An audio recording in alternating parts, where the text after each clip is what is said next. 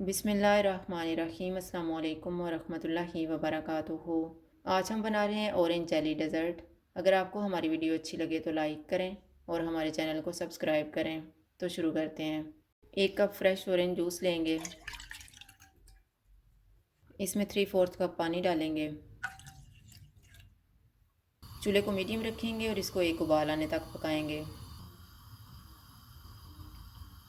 उबाल आ गया, इसमें ऑरेंज जेली का 1 पैकेट डालेंगे और इसको मिक्स करेंगे।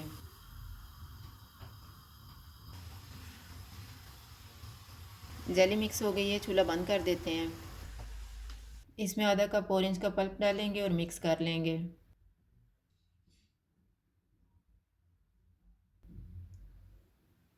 अब इसको हम डिशों में डाल लेते हैं।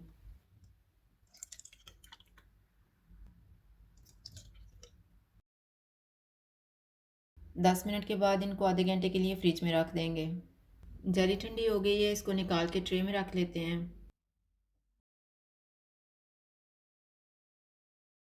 ऑरेंज जेली डेज़र्ट तैयार है। अगर आपको हमारी वीडियो अच्छी लगे तो लाइक करें और हमारे चैनल को सब्सक्राइब करें। शुक्रिया। अल्लाह हाफ़िज़।